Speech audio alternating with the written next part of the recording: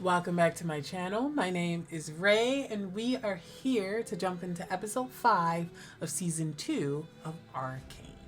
So, last episode, we had kind of the resetting of the status quo, understanding where the city of Piltover is now that martial law has been declared. Caitlin is starting to get an inkling of how bad she let things get because of her own single focused, vengeance trip against Jinx, without taking any accountability for why Jinx might want to kill the council, possibly, and why they might have deserved it, and she and her mother is among one of the people that exploited Zonites and may have deserved what she got, frankly. But nobody wants to acknowledge that kind of stuff when you're in the thick of it and you're complicit in it, because the moment she starts to think about that, the moment she has to realize that she's complicit in it too, and that in fact every action that's been done against her probably was deserved too. So she's part of the problem, but she's not ready to admit that yet. So we're gonna get some more of that kind of shit, this kind of shit, with her sort of almost getting it, almost understanding it, and then backing off because she can't face the truth there. And Bessa, who fully understands what's at stake and has absolutely, she has accepted her own darkness, let's say that, her own, selfishness, and she knows what she wants. But she doesn't have control over everything. So she's, struggling because guess what? Her daughter is not what she thought she would be. Like, she can't anticipate everything that the Noxians do. She can't, the Order, whatever we're calling them. She can't 100%, control the scientists, as she named them. Like, she doesn't have complete control like she wants. So, we don't even know if she's alive. I mean, I can't imagine her dying in this way. Very impersonal. I think if she were to die, I think Mel needs to be there. And I think Mel needs to be the one that kills her mother. Is that a wild thing to say? Or at least needs to be responsible for her final rest in some way. So I don't think that she's dead, but she might be seriously injured. So I guess we'll see. There's the wolf monster that's Warwick. Which I'm pretty sure was the guy. Sorry, I'm bad with names, especially when I just met these characters. But the cop guy from earlier, I'm pretty sure Warwick is his name, and he's the one who was spliced into this wolf monster or whatever. We don't know how he got there, but I'm hoping that we'll find out in this episode so we can understand what the connective tissue is between him, the mad scientist doctor, whatever, and this monster he's been trying to build in the cave, and what his motivations are. So, all right, let's just jump into the episode. Let's go.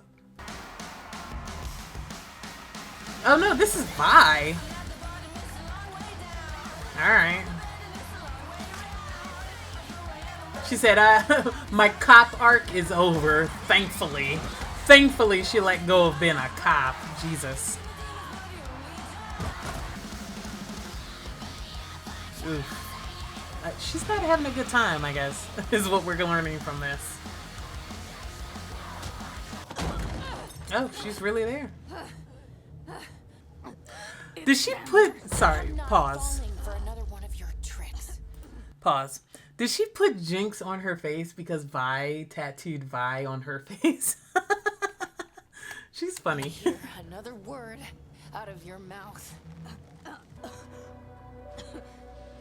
He needs our help. So that was Vander, juiced up, picked up by the scientists. All right, bringing Vander back, baby.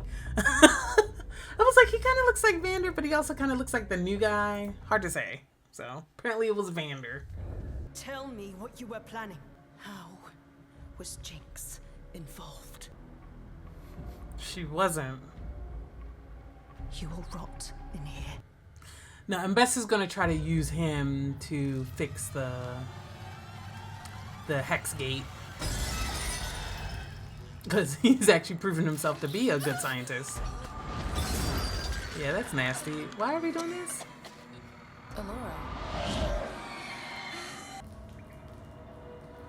I think this Noxus storyline is the most disconnected.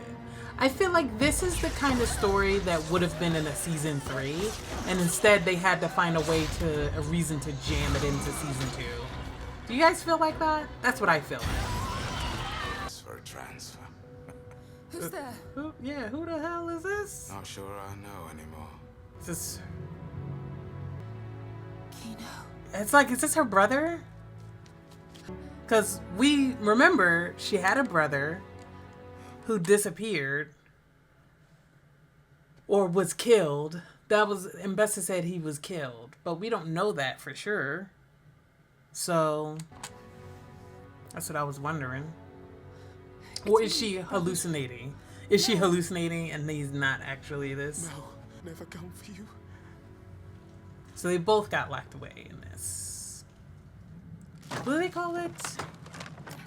What did they used to call those rooms where they would throw you in, but it would be and they would starve you and seal you in, but it would be like next to the dining hall so that you could always smell like the food and stuff and see the people eating and making merry, etc., etc. I'm trying to think of the name of it. I think it's something with an O too. Cool, huh? Not even toxic. Not you eating that. Pretty sure. Girl. I mean, she do be gambling, so. Why the hell would Vander be all the way down here? Well, at least they never had to see the psycho their daughter turned into. Which one?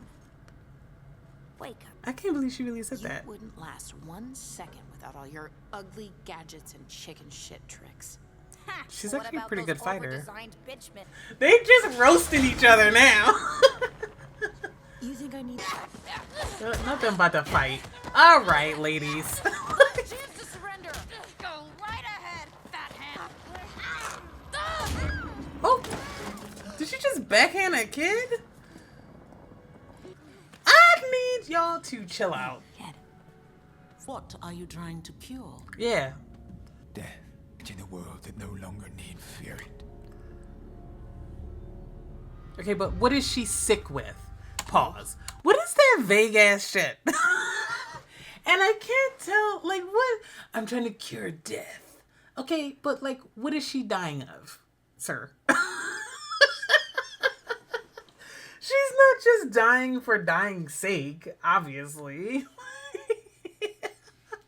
What are we doing? I don't know. It just sounded like so empty and like it was so ominous for no reason. Also, I think I weirdly would have preferred if he was just in it for the science. Because he just likes, fucking making shit. He doesn't really care who he makes it for or what he makes. He just likes science. I'm getting us out of here.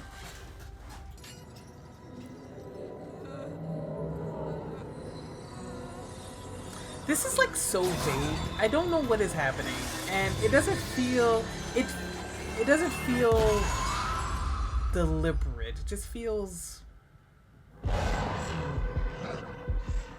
half-baked.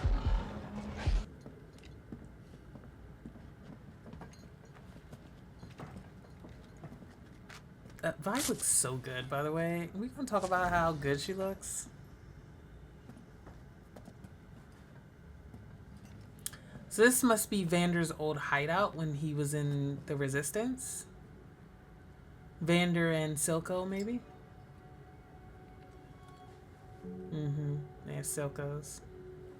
Yeah, back when they were... So they must go down into the tunnels. They must have been, leading their revolution from the tunnels. Both are hands. Anyway, you know where to find me. Blisters and bedrock.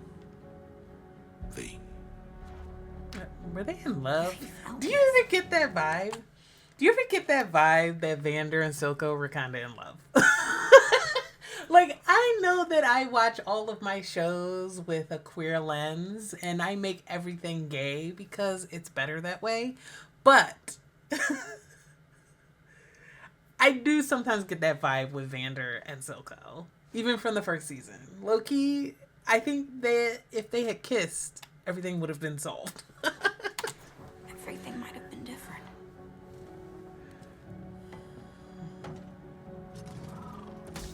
But he didn't.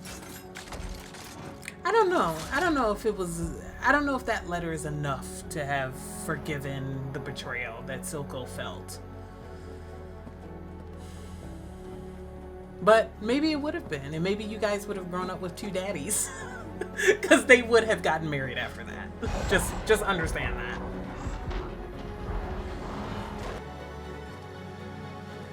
I want to be honest. I wasn't expecting Vander to come back and be a part of this story in season 2. It was unexpected. Uh-oh. Yeah, he's here. Why did we bring this child here with us? I mean, I know she never wants to leave Jinx's side, but at the same time, this is like deeply dangerous. We have to get out of here. Not the two-headed dog on the back of her jacket too. That's basically him because he's been spliced with a two-headed dog, right? Is this their mother?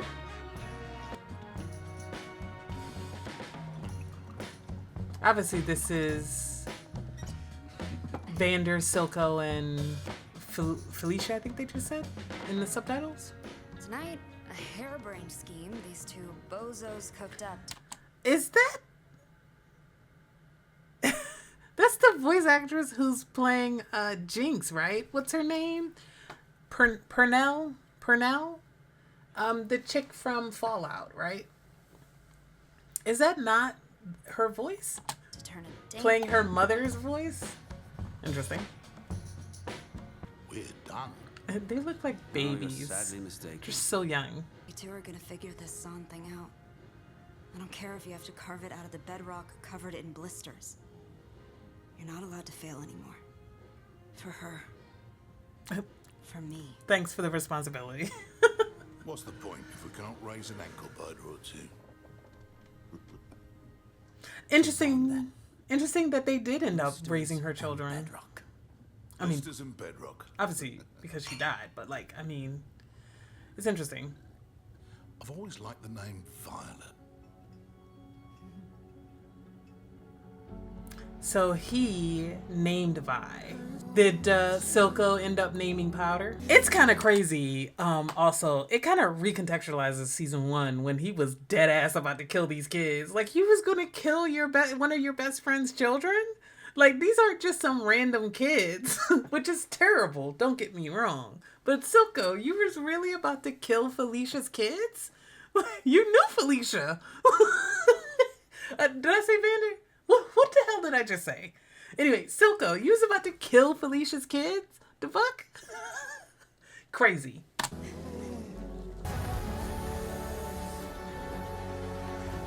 Not him suddenly getting a third child. Cute. Are we gonna see Heimerdinger all kitted out and like, you know, Arcane tech? Yeah, okay, so it's this guy. So he went to go see Victor and then was cleansed or whatever, and his body was fixed and, you know, suffused with the Arcane. And then he came here for whatever reason. What are you doing here? Walking. I mean... Who do you think could mend such a broken creature? Now he's a true believer. To speak with him. I'd feared I wouldn't have the chance to speak with you again. Not him being connected to all of the people he's healing. Not creating a hive mind. To converse buddy. in person. But there's so much work to be done. I don't think that's gonna kill him though. I think he's about to reform in front of you.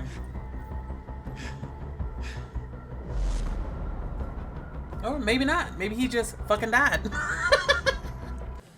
Alright, there we go. pretty good episode. I feel like we're starting to see some of the strain that I've commented on for season 2 so far. There's just a lot of disconnected stories that feel like they would have been better fleshed out in their own season. Like this whole thing with Victor feels completely divorced from everything. The whole thing with Noxus, I almost feel like the Noxus stuff and Mel and the stuff with Victor would have been better resolved and explored in their own season. Like this season should have been about resolving everything that's happening with Jinx and Caitlyn and Vi.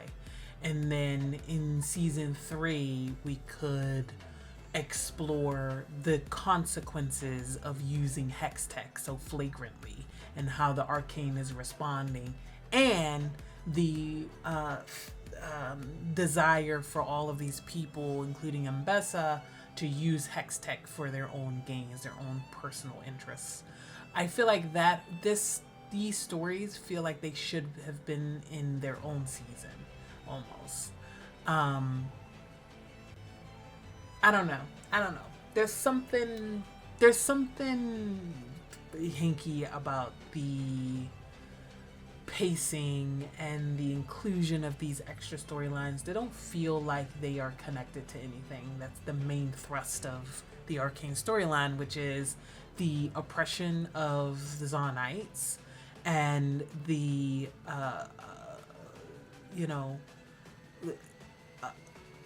dissolution of Piltover as a state. Or at least that would be my hope for a resolution, is that, hey, let's finally recognize that Piltover as a state is corrupt to its very core and we can't save it. Like, we need to literally get rid of this entire government and start from scratch and start fresh, because it's not working. But I don't know if we're gonna get there, especially because we only have a season to do it, you know.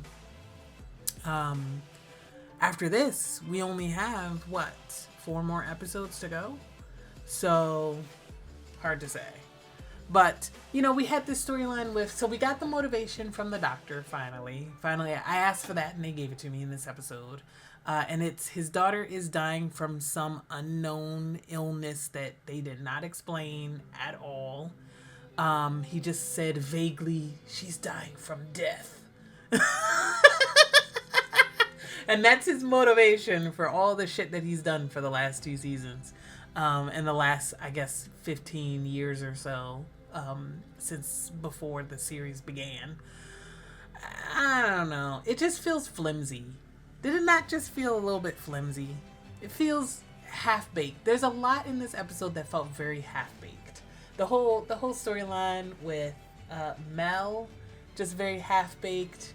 We don't know what the motivation is of these Noxus people. We've not even seen them. We don't know what their power is. Are they using the Arcane? What are they actually doing when they have her in this black rose room?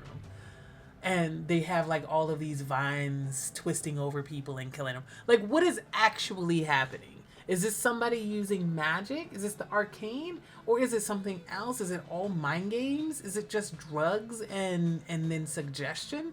What is happening? I don't know. It's just so much that feels very vague and not fully fleshed out. And because we have so much of it, it's unfortunately causing me to not enjoy this season as much as the first one. The first one felt really strong and really consistent, whereas this season doesn't feel consistent at all. Even the stuff with Vi and Caitlyn, actually just Vi and Jinx finding Vander. Vander's still alive for whatever reason. And the whole motivation behind his becoming a monster, and the motivation behind his being able to wake up from that monstrous state, and then them trying to find him, and then we get the flashback to when they were younger, which I like the idea of that. But then unfortunately, that has weird implications for the first season, like I mentioned. So you're telling me, okay, we knew that Silco and Vander knew each other and that they were close. But now you're telling me that Silco and Vander were both close to Vi and Powder's parents.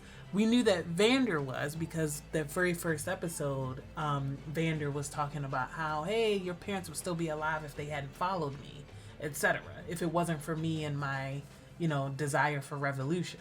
We knew that, but we didn't know that, like, they were a trio. Like, it was the three of them that were planning revolution. And so you're telling me that Silco was doing all of this and was totally okay with killing her kids? All right. I mean, I kind of believe it because he was completely okay with using and killing kids even before this moment, this episode. So we knew that about him from the first season. But then, I don't know. It just feels... Something about it feels weird. And it feels almost like maybe... I think the problem is that it feels like it wasn't written this way in season 1. I don't know if I believe that they had the plan to have Vander and Silco have such a deep connection with Vi and Powder's parents. Or mother, like they have now. Like this whole trio thing, I feel like they created that bond for season 2 rather than it being something that they knew from the beginning. Like obviously we knew that the way they talked about it, it felt like Vander was the leader of this revolution. Vander and Silco were the leaders of this revolution, right? And that Vi and Powder's parents were kind of just soldiers in that revolution, and they died in the offensive across the bridge. That was the vibe. So like while it was implied that yes, Vander knew their parents, it wasn't implied that they were close friends or anything like that. Like I didn't get that vibe out of it. Yeah, so this decision to make them all a trio, I don't want to harp on it too much because it's actually not the weirdest thing that happened in this episode or the most, disconnected thing that happened in this episode, but it does feel a little bit like we retconned that a little bit to make that a deeper bond than it was initially. That's what it feels like. But it's still not anywhere as weird and disconnected as whatever's happening with Victor and whatever's happening with Jace and Heimerdinger and Echo, who aren't even here, and like certainly not as disconnected as this doctor and Noxus. Like everything feels very scattered. I don't know, but sometimes it'd be like that. Some people have their own stories and it's happening, like the stuff that's happening in Montana isn't necessarily impacting the stuff that's happening in Delaware. And people are living their separate lives. So it's just that when it comes to storytelling, you kind of want something connecting them, I don't know, for the pacing and the consistency of a season, me personally. But it's okay. You also don't want to unfortunately get into small world kind of vibe where everything is only dealing with this small group of people at the same time, but we kind of already getting that. So I don't know. Maybe somebody else can articulate why this season feels a little bit too disconnected for me, and that these storylines feel like they would have worked better if we had time to actually flesh out the character motivations and things like that. And maybe if we've been able to get more than 2 seasons, but that's not really the showrunner's fault that they didn't get more than 2 seasons. That's Netflix deciding to cancel their animated series and treat animators like shit. So that's Netflix for you. But yeah, so I do feel like they're doing the best with the time that they were given, which is 2 seasons only. You know, I think probably they were planning on this being like at least 4-season show. And they had to, unfortunately, you know, trim it down and squeeze it into 2 seasons instead. What do we think?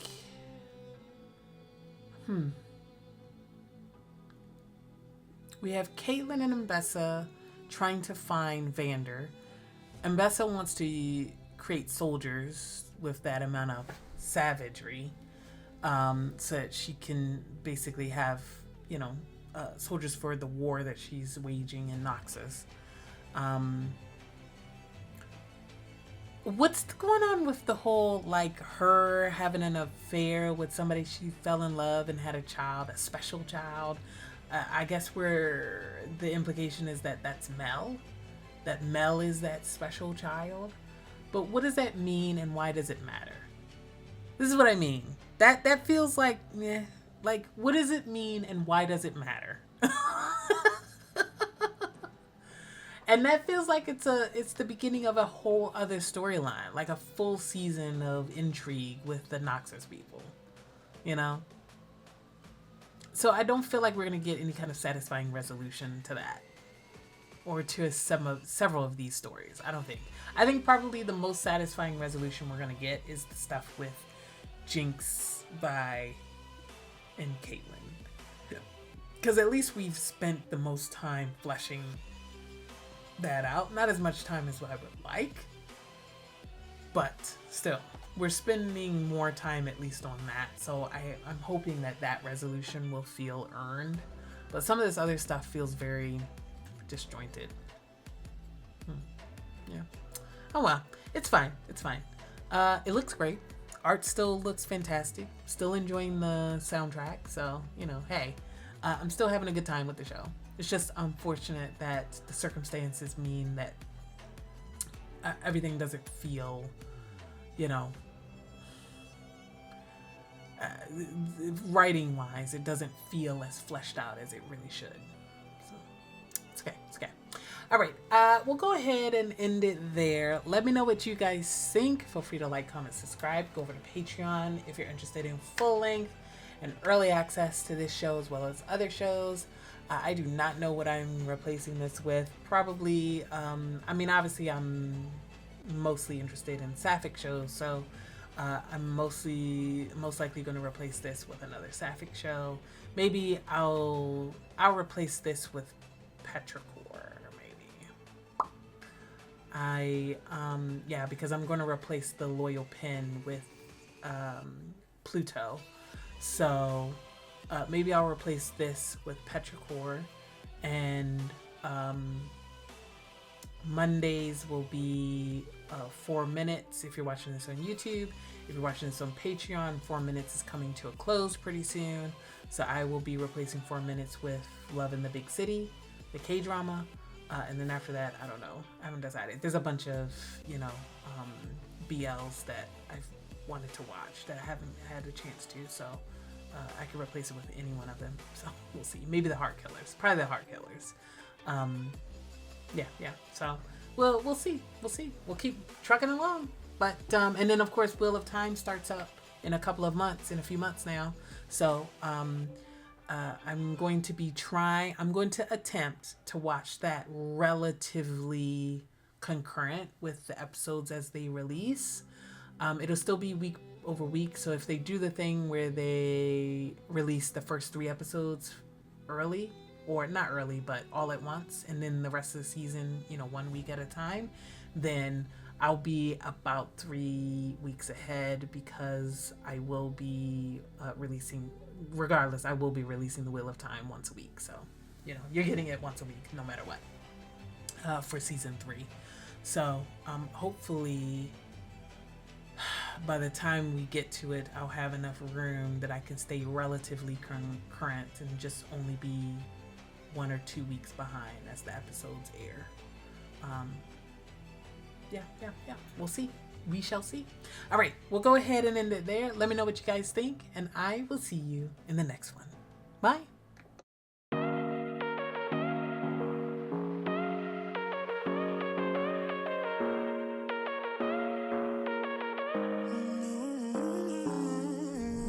whatever.